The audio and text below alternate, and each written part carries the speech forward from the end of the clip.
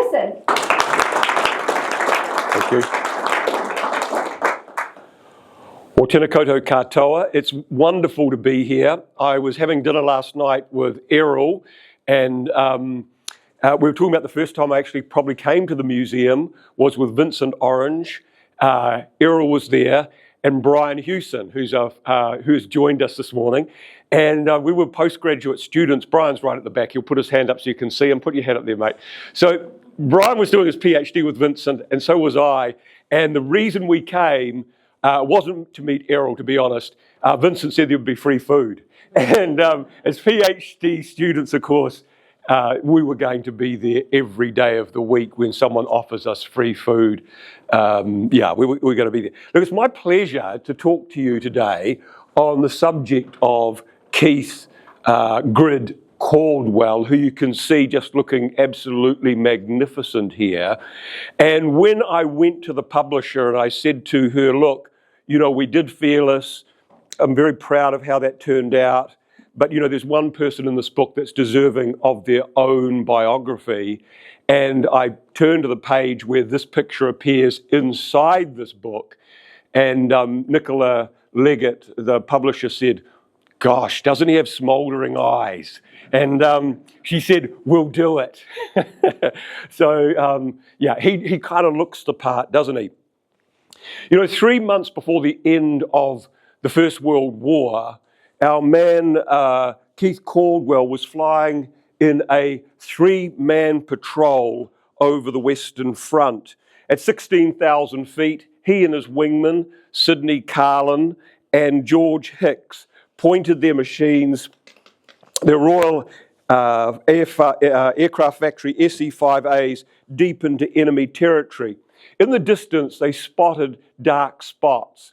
They were the most lethal aircraft in the German inventory at that time, the Fokker D-7. Caldwell alerted Carlin and Hicks before feeding fuel to the Viper V8 engine and turning the nose in towards the enemy. The trio collected speed, of course, and the dark smudges on the Fokker's wings crystallized into black German crosses. Caldwell lined up his twin machine guns as he prepared to fire at close range on the enemy aircraft. And it was at that moment that he felt this massive jolt. And his aircraft pivoted on its horizontal axis at 16,000 feet. And he looked up to his left, and the undercarriage of Carlin's SC-5 had ploughed into the upper left wing of Caldwell's aircraft. A mid-air collision at 16,000 feet and no parachutes, ladies and gentlemen. Timber splintered, fabric was torn in this very ugly collision, and Carlin's machine was damaged, tail section. He limped towards their base. Hicks stayed close to see Caldwell in all kinds of hell. The damage to the wing had upset the delicate aerodynamics of the SE-5A, and this machine seemed to be doing everything in its power to kill Caldwell. It fell before entering a semi-flat spin, the altimeter unwinding rapidly in the unchecked descent of the aircraft. And then Hicks saw Caldwell stand up in the cockpit at 5,000 feet and wave to him. Hicks was sickened by the sight. To him, Caldwell was saying farewell. Doom is close, you are not going to see me again. Hicks swung his machine away. Caldwell, though, had placed his left foot on the right rudder, stood up in the cockpit and leant as far away from the damaged wing as possible. It seemed that he was doomed, but of course he was not, as we're going to discover. Heading west in a low, shallow dive, he leant into the full blast of the wind, the backwash of the churning propeller. He calculated his height, his distance, and speed. Reaching his own lines would be a close thing. The German trenches appeared below and receded rapidly as the SE-5A passed over the moonscape of no man's land. The first sign that there was trouble in the trenches when the Tommies heard the sound of the V8 engine as it rapidly approached them. Some 20 yards above them, it crossed over their heads as they looked up and saw it. And just before it ploughed into the ground and crashed, Caldwell leapt from the machine and tumbled over and over again, only to stand up to the amazement of all the witnesses and brush himself off and ask for the nearest telephone for transportation back to the base. That evening, Caldwell was in his hut. He pulled out his logbook, grabbed a pencil, and wrote in the bottom right-hand corner 3 words, "Very lucky still." Very lucky still. Who was this Caldwell, deserving easily of this biography? A man of wonders and miracles. You know, this story travelled along the airfields on the Western Front. Soon everyone knew what had happened. The story made its way back to Blighty, to the United Kingdom, and then all the way down to the Southern Dominion, the Antipodes, Aotearoa, New Zealand, and appeared in the newspapers here. Caldwell himself was the child of a late Victorian and Edwardian era. His father was a self-made, prosperous Scotsman, a businessman who you can see here on the far right-hand side, David Caldwell, most commonly known as DR. His wife was a playful, generous, warm woman, the daughter of the Railways Commissioner of New Zealand. The family's considerable social status and wealth was derived from David's partnership in Mackey, Logan and Caldwell, a huge soft goods importation and manufacturing company. If you think of the Farmers Trading Corporation in New Zealand today, it's of that magnitude. They had storefronts all the way from places like the remote south of Invercargill, terrible spot, isn't it, ladies and gentlemen? Then all the way to the far north. This was just for Errol, by the way. Then to the far north. And they had warehouses, storefronts. They imported goods from overseas, like drapery, millinery, obviously hats, scarves, and all that sort of stuff. And they also manufactured clothing. So if you've heard of the Cambridge Clothing Company, that grew out of Mackey, Logan, and Caldwell. And you can see them here on a trip overseas. This is in fact in Switzerland, and we can see David resting in the back there. On the far side, we have his mother, and in the middle, Vida, his only sibling and sister. Now, their considerable social status and wealth was derived from this partnership in this massive company. And their home in Cambridge spanned nearly half a town block. It came with servants, it came with a cook, it came with a chauffeur that would drive David from Cambridge to his place of work in Auckland and to their second home in Arnie Road, Remuera. And if you know anything about Arnie Road or that area, it's a prosperous part of Auckland. Very leafy, lovely residential area, often with tennis courts, and today it wouldn't be right if it didn't have a swimming pool. It's just a beautiful spot.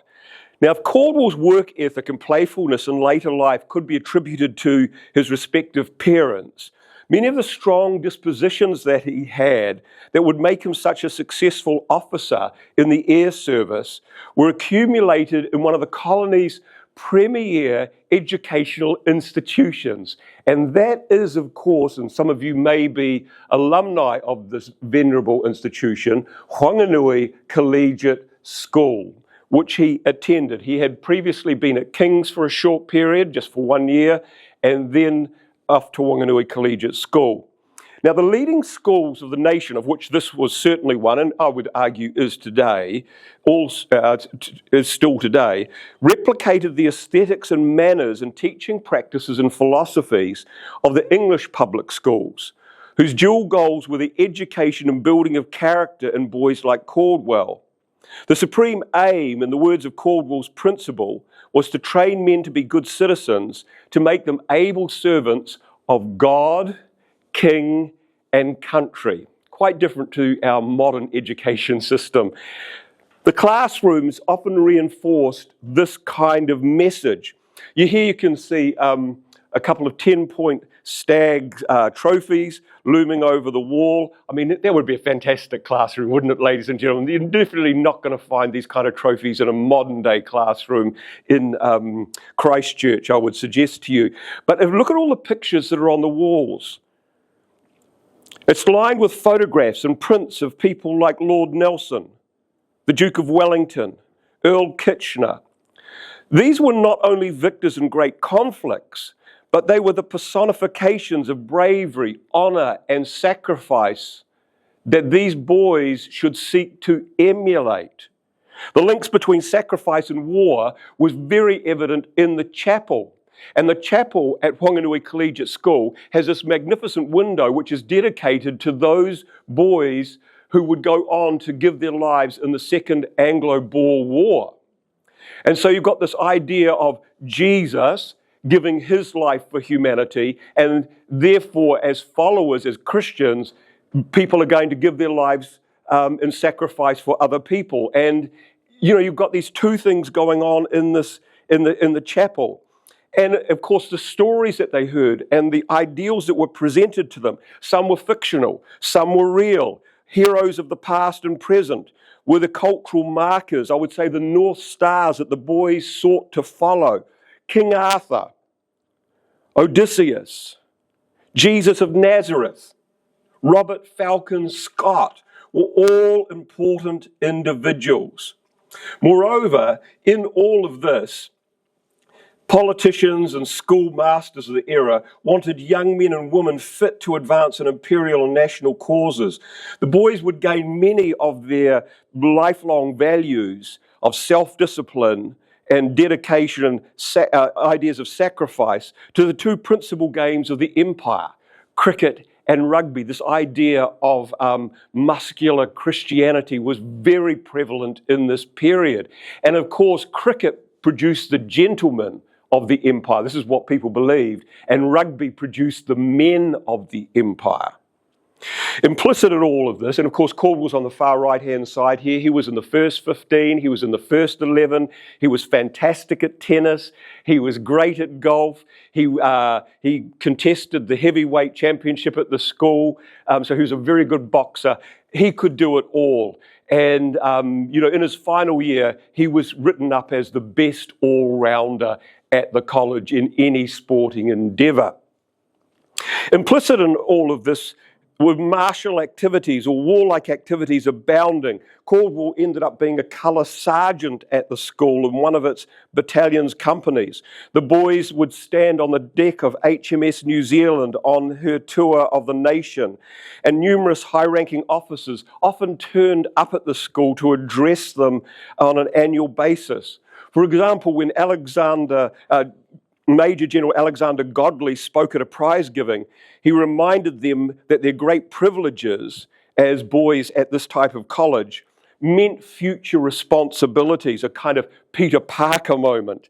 If God forbid it, the evil day should come. This is Godley here. He said, if the evil day should come when it was necessary to defend this little bit of the empire, the boys of the public schools will be expected to set an example to the soldiers of the country. Well, of course, war did arrive. And initially, Caldwell was offered a second lieutenant's commission with the New Zealand Expeditionary Force. Caldwell instead pleaded his case with authorities to join the most exciting and dangerous of ventures in warfare, and that, of course, was the newly established Air Service.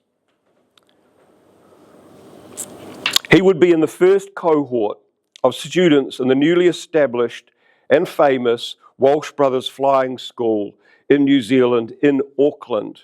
In the summer of 1915, he had been an employee after leaving high school at the Bank of New Zealand in Auckland, And one of the family, this doesn't appear in the book, but allegedly, according to one of the family members, when he heard that he'd been accepted to go into the school with the Walsh brothers, he ripped off his tie and said, "I'm out of here," and just left. He wasn't made for clerical work, as we're going to see. It was not something he enjoyed. And so in the summer of 1915, he pitches his tent under the twin Norfolk pines in what today is Mission Bay, but in this era was just simply known as Kohimarama, or by all and sundry as Kohi. And it was picturesque, beautiful. Today, of course, it's got these magnificent residences all in behind the beach, and you can get yourself a gelate, or you can get yourself some fish and chips, and you can go and sit down there. But in these days, it was just farmland, and they literally pitched their tents underneath these trees. The mission houses for the Polynesian mission, they were turned over to officers and a classroom, etc. And eventually a whole infrastructure would be established. But Caldwell's in this first cohort, so it's incredibly primitive, and they certainly didn't have 3 aircraft in that era. They just had the one, and more on this presently. And of course, it could arguably, you're overlooking Rangitoto, North Head, the beautiful harbour. Maybe it was the prettiest or most beautiful flying school in the world. It would be hard to compete with, ladies and gentlemen. It was here that he learnt to fly on a homemade seaplane, graduating just before Christmas of that year, and then he would arrive in the UK shortly thereafter. And you can see him here with the other graduate calendar on in the centre, I think, and we've got in the background, we have North Head and, of course, Devonport in the naval base. Of course, it looks very different to today, but this is a great photograph. So he goes off to England. Now, he travels there, and he's got these letters in his pocket. One of the letters is from the Walsh brothers saying, he's passed the course, he's a fine, upstanding fellow. But he also had a letter from Governor Liverpool. He also had a letter of introduction from the Prime Minister of New Zealand, William Massey. I mean, imagine that, ladies and gentlemen, if you could have that on your CV and you could just front up somewhere. Oh, I just happen to have a letter from Governor Liverpool, the Prime Minister. But that gives you an indication of the kind of social status of the Caldwell family here in Auckland at that time and across the nation. And of course, I think that I should say that training was expensive, roughly around £100. And that's, not far off the average annual income in this era. So it was boys of a certain social status and wealth that could afford to learn to fly. All right, what we have here is a beautiful picture from the Imperial War Museum of training in England. Caldwell's first port of call in all of this was a school of military aeronautics, a ground school where he acquired a semblance of military bearing. He gained knowledge in machinery, weaponry, and the dark arts of aviation warfare before he was sent off to East Anglia for his flight training. And of course, this is probably one of the most dangerous parts of becoming an airman and acquiring your wings in the First World War. Long before you ever turned up on the Western Front and faced the enemy in combat, you would have to go through this period of great danger. You faced the home training field. Students, in many cases, seemed hell-bent on killing themselves, aided and abetted by wayward aeroplanes, complicit instructors. It's estimated that about a fifth to a quarter of all airmen who would lose their lives in the First World War died on the training fields of the United Kingdom. Shocking, ladies and gentlemen. I mean, it's not something you would want to do.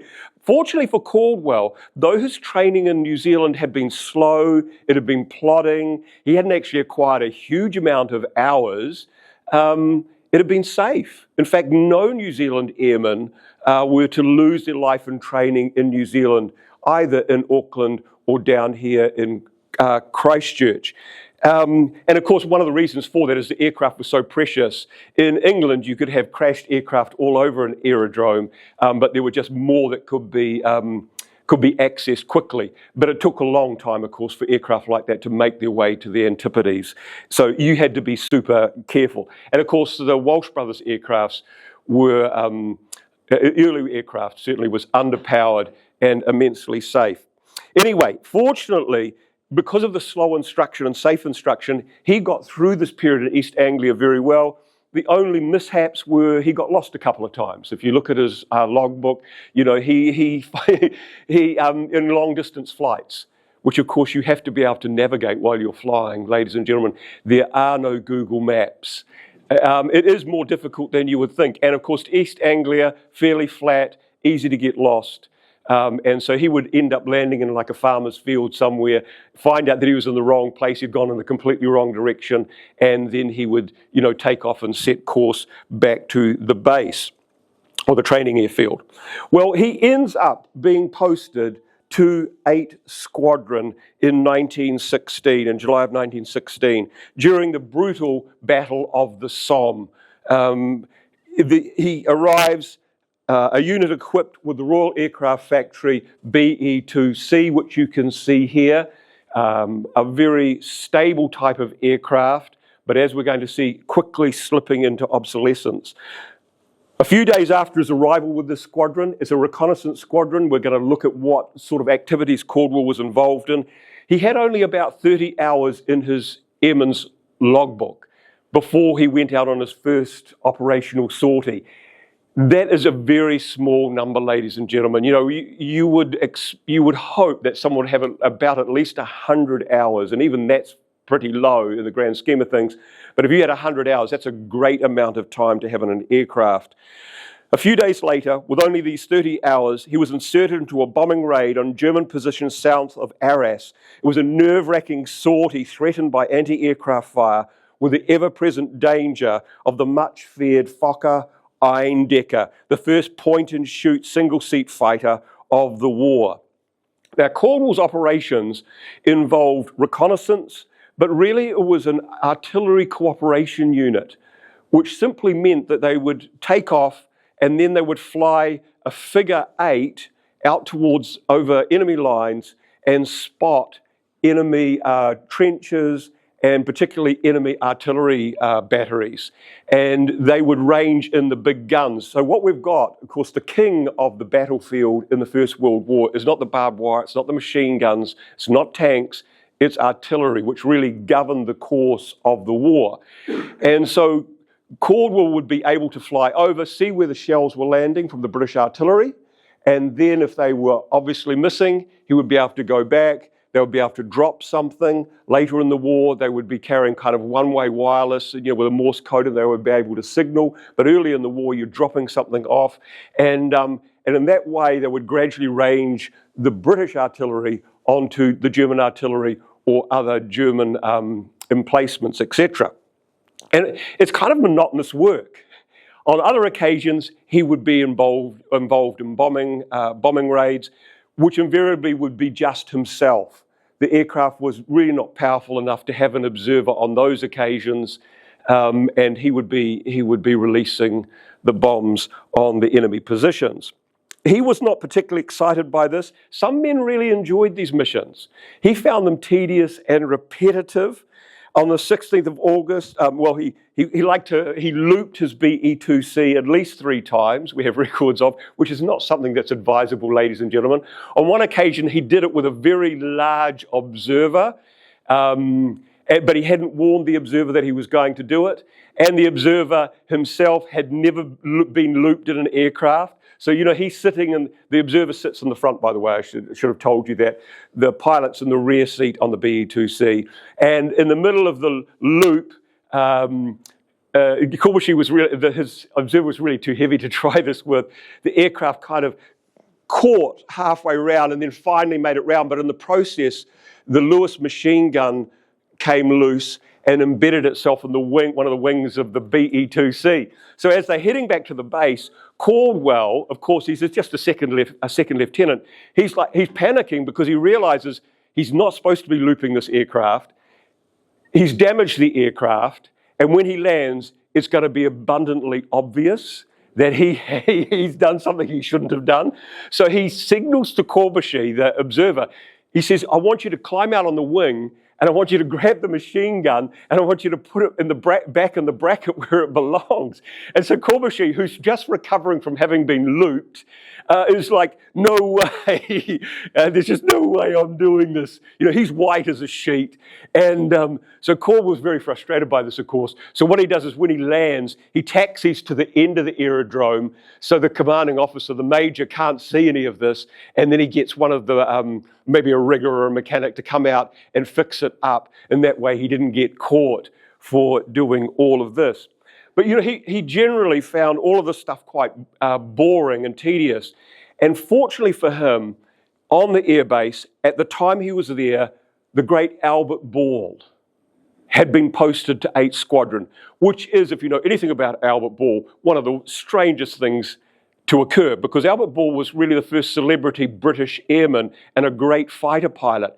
Now, there are two reasons why he might have been posted to 8th Squadron for this short period. It was either to teach him a lesson for being a bit too uppity and thinking of even above his station with his commanding officers, or because he was completely exhausted. The point is, Caldwell's tent was right next to Albert Ball's tent. And so he got to meet Albert Ball, listen to Albert Ball. Albert, of course, played the violin, gramophone. Albert Ball was a keen gardener. And so a lot of the young guys from 8th Squadron gravitated to him. And of course, he regaled them with stories of his experiences as a fighter pilot. And of course, that lit a spark with Caldwell. And he gets this posting. And there does seem to be some evidence that, in fact, Albert Ball had a part to play in Caldwell securing a posting to 60 Squadron. I should say that his first victory, though, was in fact with 8th Squadron. And I want to talk about this just briefly. On 18 September, he acquired his first aerial victory in a joyride flight with one of his favourite observers, a man called Patrick Walshman. 1.5 hours into the early evening sortie, their flight was interrupted by the sounds of machine gun firing like the blazes, wrote Caldwell later. They were jumped by two very dangerous German two-seater fighters of that year, Roland C-2s, which you can see an example of here. After getting 10 bullets off, the RFC Lewis machine gun jammed, and Caldwell put the BE-2C into a vertical turn in the descending gloom. By the time the jam had been cleared, the two machines were only 30 yards apart. So what happens is when you get a jam, or if you're changing out a drum in your machine gun, you put your aircraft, in this case it's going to be the observer's going to have to clear it. Imagine if you're just a pilot, as we're going to see in a Newport 17, and you have to do the clearing. But the same procedure, you put the aircraft into this almost vertical turn, which makes it very hard for the enemy to hit you while you are doing this. So you might have the joystick being held in place by your knees as you're kind of like this. And so when they pull out of it, they're just 30 yards apart, which means that they could literally see the whites of the eyes of the German airmen. They are that close. The fixed jaws, the determinedness of their German enemies. Walshman let off 40 bullets, the tracer fire, a luminous trail arching, not arching, towards the enemy. The rounds were banging into the German aeroplane, and Walshman's drum was almost spent when he let out this yell of joy. And it was nicknamed the whalefish, this aircraft. I think you can see for obvious reasons. It had been harpooned and it entered this vertical dive, thick ribbons of smoke marking its death plunge towards the village. As Caldwell and Walshman cheered like maniacs, they started to follow it down to make sure that it had crashed properly, something you shouldn't really do. But when they arrived back at the airfield, the commanding officer was ecstatic. I mean, 8th Squadron had no victories in aerial combat. I mean, there's just no way they should have had a victory in aerial combat.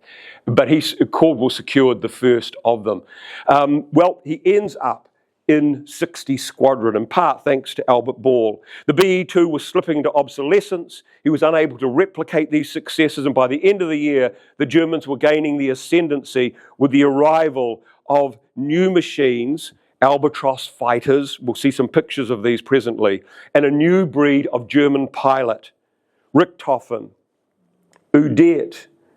Let me see if I've got a picture. I think I had one of these pictures hasn't come up. But Udet, Jacobs, and the Wunderkind Werner Voss. Caldwell applied for this transfer and he was successful. This is in a hut with 60 Squadron. This is the flight that he is in.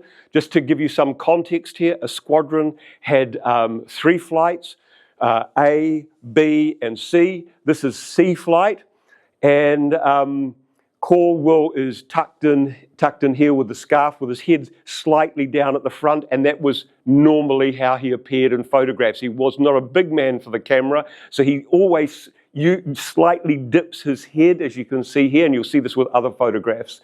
And of course, they look the part with the scarves, the boots, and of course, the puppy that they have there. Now, 60 Squadron was a battle-scarred survivor of the Somme offensive, and it was one of the first exclusive fighter squadrons. So prior to this period, you could have a squadron that would have a mixed range of aircraft for different tasks. But now we're starting to see the specialization. So 18 of the squadron, 3 flights of 6, but they're all flying the same machine, and they're all designed for the same purpose. Caldwell would be flying the French-designed Newport 17, an example of which you can see here, but slightly different because in our year, the machine gun is on the upper wing, so it's firing above the propeller, not through the propeller. It had a powerful rotary engine, a top speed of 110 miles per hour, a climb rate to 10,000 feet in only 12 minutes. So if the BE-2C that Caldwell had flown with the previous squadron was a kind of refined gentleman, this aircraft was a feisty Parisian street brawler, eager for a stoush. I mean, this was maneuverable, it was powerful, it was dangerous, and in the hands of a really good pilot like Caldwell, was easily a match for anything the Germans had in this period.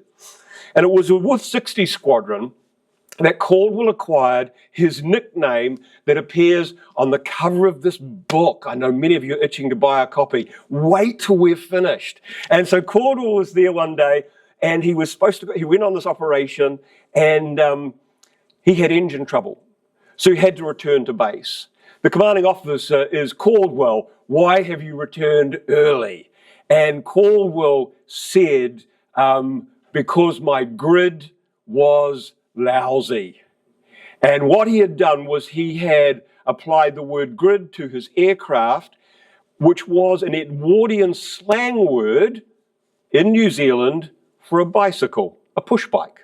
And if you were to look at newspapers of this era, you will see advertisement for grid repairs. And everybody in the Edwardian period knew that it was for a bike. And if you think about a bicycle and you think about the kind of that triangular frame of a bicycle, the wheels kind of thin, you can see there's something there. Certainly it was something in Caldwell's mind.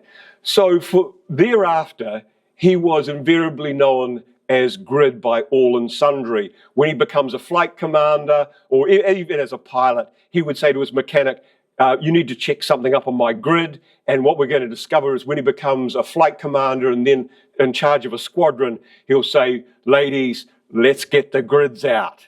And so that's why he's so prominent on the cover here. I think it's a kind of a cool name. Now, it was obviously with the squadron he got his name. Now, Caldwell's first encounter with the fearsome flying circus came at the end of January of on a three-strong patrol at a bone-rattlingly cold 14,000 feet. Now, that's incredibly cold, so it might be minus 15 to minus 25 degrees. Think about this for a second, how cold this is and what you need to be wearing. I think it was 7 degrees this morning here in Christchurch. This is a lot colder by several degrees of magnitude. So you will have your normal attire on, your uniform on, and then you will have something on top of that, and then you've got your great coat. Probably in 1917 it's going to be a leather one. We're going to see Sidcot suits appearing soon. but kind of this type of apparel. And then you've got maybe a couple of pairs of gloves on or gauntlets, and then you have whale oil commonly that you've put on your face so that you don't get frostbite to try and protect you. So think about that, and it's we think of flying is so civilized today. I had coffee when I flew down here on the flight. They offered me biscuits. I was warm. I didn't have anything to worry about. We're in an open cockpit.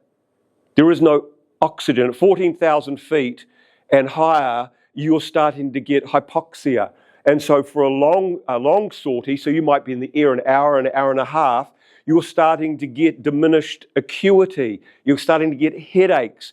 Your muscles are not working the same way. And of course, as we know, there are no parachutes. So you're in this completely open environment. There are no airbags. When we drove here today, I was grateful for the heated seat in my car. I mean, lady, this is and think about this for a second. You're loaded up with all this clothing, and once you've expended the drum and the Lewis machine gun, it has to be replaced, and you're putting your aircraft into this turn. Think about the difficulty of pulling down the Lewis machine gun, changing out the drum with all the stuff you're wearing. It's not a nice place to be, ladies and gentlemen. It's certainly thrilling, but it's also incredibly scary. And when you're up against these individuals, ruthless, determined. At 14,000 feet, they spotted 8 colourful albatross led by a blood-red machine. In the 8 verse 3 mismatch, Caldwell's machine was hit. Explosive bullets punctured the fuel tank and petrol poured all over his knees and feet under attack from the red machine. Being burnt alive was a real possibility. And of course, that was probably the greatest fear of airmen in the First World War. Because they didn't have any parachutes, if you are and we got here 14,000 feet, what are you going to do when your machine catches on fire? And it's wood and it's fabric. Well, you could die a slow and painful death as you were burnt alive, incinerated. You could leap from your aircraft to your death at 14,000 feet, or you could pull out your service revolver and shoot yourself in the head. All three were a possibility, and all three were undertaken by airmen at various times on the Western Front. So Caldwell now has petrol all over his boots and his legs.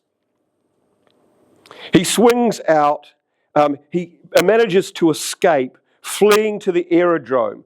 He swings out of the heavily damaged machine, reeking of fuel. The Newport, probably a write-off in all of this. And just to give you an example, these are from the Vintage Aviation Film Unit, Alan Udy. Some of you may know Alan. I went to school with Alan, a great guy. But these are the aircraft at Hood Aerodrome in Masterton, to give you some idea. And of course, when we look at the First World War and photographs, we often think, well, the First World War is pretty dull, isn't it? It's all sepia-toned and black and white. It was a riotous collection of colours that people saw in colour at the beginning of the 20th century. And this is what it looked like to Caldwell, these sorts of aircraft. And of course, the flying circus were extremely colourful. Well, in May of that year, Caldwell has his most famous dogfight. It occurred after being awarded a military cross. He was elevated to a flight commander, and he was on another patrol at 7,000 feet with one wingman when they spotted a two-seater and attacked. And of course, it was an ambush.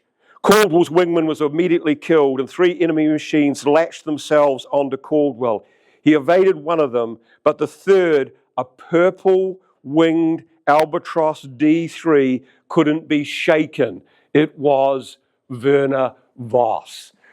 Now, if you don't know who Werner Voss is, I'm going to give you just the smallest of bios. He is the best German pilot of the Luftstreifkräfte of 1917. You've all heard of the Red Baron, Richthofen, and largely because of Snoopy. But if you think about this for a second, there was this kind of competition between Richthofen and Voss as to who would be the best German pilot of the First World War. If you asked British airmen who they thought was superior in 1917, it's Voss. If you asked most German airmen who was superior, if they weren't anywhere near Richthofen, they would have said Voss. Now, the beauty of this book is I've got an Easter egg in here.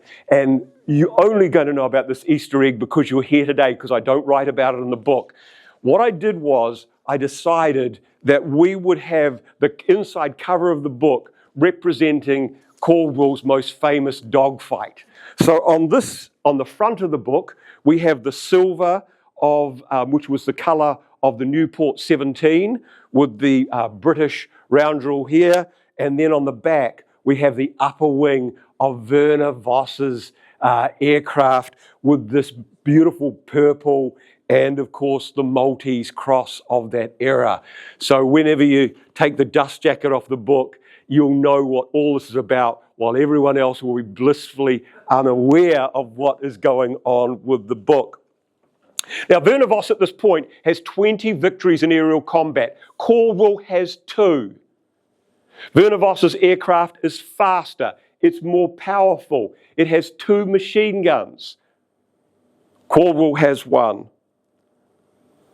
Voss's 8mm machine gun struck Caldwell's fuel tank, and his machine faltered. Heart thumping, he tried every trick in his book in a dogfight that fell in staggered steps from 7 down to 6, down to 5, down to 4, down to 3, down to 1,000 feet in this desperate attempt to stay alive and get himself free from this implacable, ruthless enemy. And then, just as luck would have it, his engine roared to life at 1,000 feet. In a desperate climbing turn, he found Voss banking in front of him as he fired. The Albatross, now only 100 feet above the ground, fled east. Caldwell returned to his own aerodrome. His mechanic found the machine chewed up mess and Caldwell shaken with bullet holes in his clothing. What? And that evening, he pulls out his logbook and he writes a couple of words down in the corner. Vosserino, hot stuff. Vosserino, hot stuff. Of course, he was not only known for his great abilities as an airman. I should have put this up, ladies and gentlemen, I apologise for that. There's Voss here in a beautiful studio photograph. By the way, on the airfield, he didn't look anything like this. He loved to tinker with the machines. He was a mechanic. A lot of the really top pilots were kind of like this. And so his clothing, he'd have rough clothing on. He'd be covered in grease. His fingernails would be disgusting. But for this kind of cigarette card here, portrait shot, I mean, it was just beautiful. And this is a photograph of an aircraft, just like the aircraft he was flying. But he was also very brave. It wasn't just that he was a good pilot. But 2 months later, Caldwell and the great Billy Bishop were in an existential fight against 7 Albatross of Juster 12, including Adolf von Tutschek. Now we can see, so this is a great picture from 60 Squadron at the airfield, and we have three pilots. The one I want to draw attention to just for now is on closest to me. It's the Canadian Billy Bishop. Himself a very, very good pilot, although not without his controversy of later times. But in this dogfight with Caldwell and Bishop, and they are against a much greater number of enemy, Caldwell's machine gun jammed. And but amazingly, instead of leaving Bishop, he stayed in the fight. So as these fighters are swarming on Billy Bishop, Caldwell turns back into the dogfight, pretending that his machine gun is actually working, and dives in and then pulls back, and then dives in, pulls back, dives in, and in this way Billy Bishop was able to escape, as was Caldwell. The Canadian later said that it was, quote him, one of the bravest deeds I have ever heard of. And of course, from Billy Bishop, that's saying something. And this in part earned Caldwell his other nickname, which was Marshal Ney, or the bravest of the brave. Now, Marshal Ney, for some of you who know your Napoleonic history, was one of Napoleon's great marshals. And he was involved in the defensive actions of the French forces as they retreated from Moscow, as it went up in flames. And so if someone was really brave, you sometimes called them Marshal Ney. And it was another nickname that Caldwell acquired. Well, Caldwell ends up being promoted. And in 1918, as a major, at the ripe old age of 22, he was given command of a newly formed unit just in time to face the great German spring offensive. And I love this photograph. We have on the right-hand side, Carlin, the man who later would plough into Caldwell's aircraft in September. But this is really early on, probably a photo taken before the squadron got dispatched to France. Remember, as we're going to discover, a new squadron. Now, Carlin was also nicknamed Timber Toes. That's because he was missing one leg. Crazy, kind of the Douglas Bader of the First World War, but not to the same degree. So Sidney Carlin's over there. He looks great. Notice Caldwell's got a moustache. If you're a commanding officer in the First World War, I think it's obligatory that you grow a moustache, ladies and gentlemen, so you look the part. And you look a bit older than your very young 22 years of age. And then, and this is a thing I like about Caldwell, he's a bit of a fashionista here, because if you look at the caps, now I learnt this from somebody else, but if you look at the caps, Carlin's cap, the top of it, which has got a special name, is quite rigid, and so it's got this cardboard stuff in there that's holding it in place. Look at Caldwell's. Caldwell has removed it. So if you wanted to be trendy and kind of like debonair, suave, you took the piece of that kind of rigid bit of cardboard out of there and you made it floppy like that. And so it's kind of devil-may-care look that Caldwell's got on there. And then he's staring you down, ladies and gentlemen. There's none of this looking off the camera straight into the lens. I'm Keith Grid Caldwell. I have no idea what that went through his mind, ladies and gentlemen, but just a few theatrics for you there. Now, just to give you an idea of what he's in command of, this is his squadron, but he's not actually in it.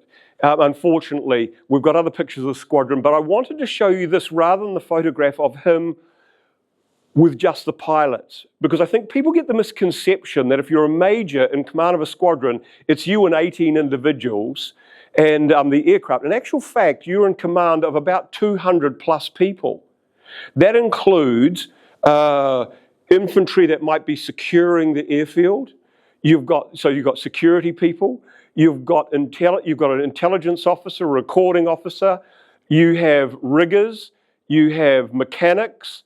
You have an armourer. You will have, believe it or not, in most places, carpenters, of course, if you think about how the aircraft are made. And quite commonly, you'll have a blacksmith. You say, a blacksmith, you've got to be joking.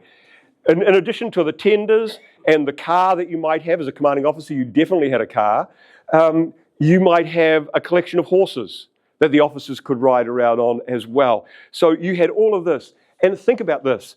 What 22-year-old do you know today that you would entrust this to? Incredible. On the 21st of March, 1918, preceded by 1.1 million shells fired over a 5-hour period and bolstered by over 1 million men freed from the Eastern Front, mass grey-uniformed German stormtroopers arose in the early morning fog, and within 48 hours, the British Fifth Army was in full retreat. So Caldwell's squadron's going to arrive at one of the most precarious moments in the entire First World War. 74th Squadron arrived on the Western Front with the Germans a mere 24 kilometres distant from their goals of the coastal ports of Calais, Boulogne and Dunkirk. On the squadron's day of days, Caldwell on the far right-hand side in this magnificent SE-5A, on the squadron's day of days and against the general prohibition against commanding officers flying in operations, Caldwell inserted himself into the morning's last offensive patrol. At 17,000 feet, he spotted a lone Albatross D5 fighter. He pushed the stick forward, dropping the nose. As he swooped onto the Albatross, Its red and yellow checked wings filled his vision as he fired. The tracer bullets like bright meteors stabbed holes in the fuselage. It was a quick and decisive. The German machine stumbled. It fell from the air. The dark earth enveloped the bright and twisted bird. Caldwell's victory was one of 5 for that day. A record for an opening engagement for a new squadron. In other words, on the day of their baptism of fire, they had 5 victories. That had never been achieved by an aircraft in the British Air Service. And then the squadron soon acquired the nickname the Tigers because of its ferocity in aerial combat. Caldwell, with a trio of accomplished commanding officers, including Mick Mannock, some of you may know of, and under Grid's leadership went on to set further records, including the first and the shortest time to 50, to 100, to 150, and in only some 200 days, 225 victories in combat. And all of this, and I think this is the mark of great leadership, for a very low number of casualties. In fact, across those 200 days in the squadron, they had only 10 killed in action. 4 were killed in accidents. 8 became POWs. In many ways, this made it the most successful RAF squadron of 1918. Caldwell, as you can see, head dipped in the front row here, and the famous Mick Mannock right here on the right-hand side. The squadron became so successful, it acquired another nickname in terms of, acquiring decorations or medals. And we can see the King of England here in front of Ira Jones, who wrote a lot about his time in 74 Squadron. And we've got Sidney Carlin second from the right. Caldwell, unfortunately, and we've got Roxburgh Smith, another very famous airman lined up here. Caldwell, unfortunately, wasn't on the Western Front when this photograph was taken. I mean, it would have been just brilliant if he'd been there. But these are his airmen being inspected by the King. The squadron acquired so many distinguished flying crosses, they not only became known as a Tiger Squadron, but the DFC Squadron. Caldwell himself would end the war with 26 victories in aerial combat, many of these victories against the greatly feared Fokker D-7, which you can see here. And it was this aircraft that gets named in the Treaty of Versailles that the Germans are not allowed to have. So, of all the aircraft the Germans were flying in 1918, this was the one that the Allies said, listen, the war's over, you cannot keep this model of aircraft. Caldwell would later get to fly this, do an evaluative flight in it, and he said, what a machine. Better even than my SE-5A.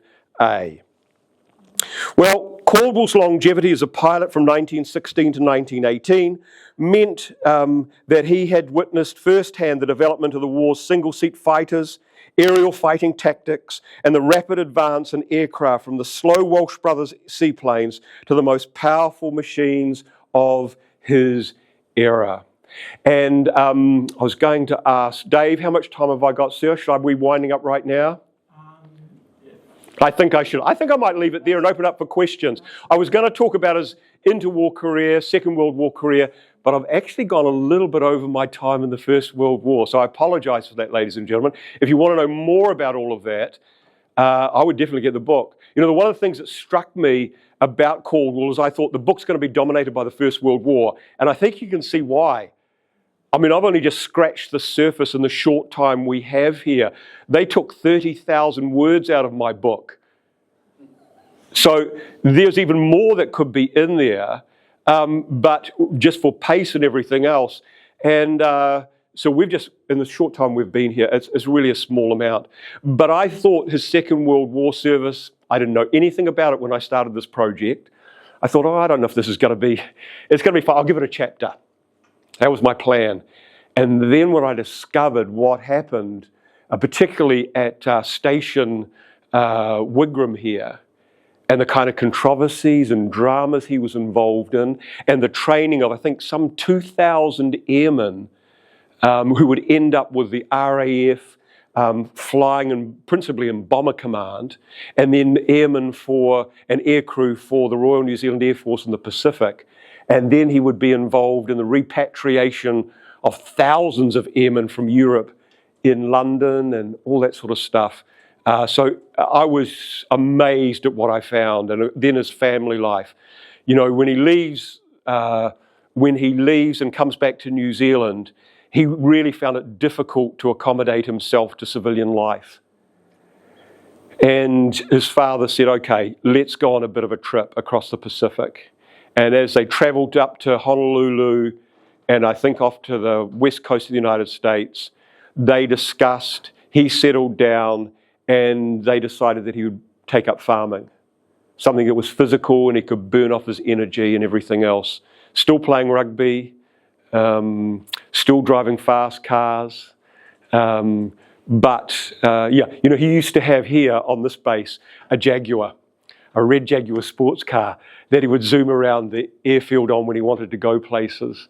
So he liked his fast cars as well as fast aircraft. All right, ladies and gentlemen, thank you so much for your patience, and I think we'll open it up for questions, if that's all right. Yep, just before we start, I'd just like to thank you for that adventure I think we've all just been on. That was amazing.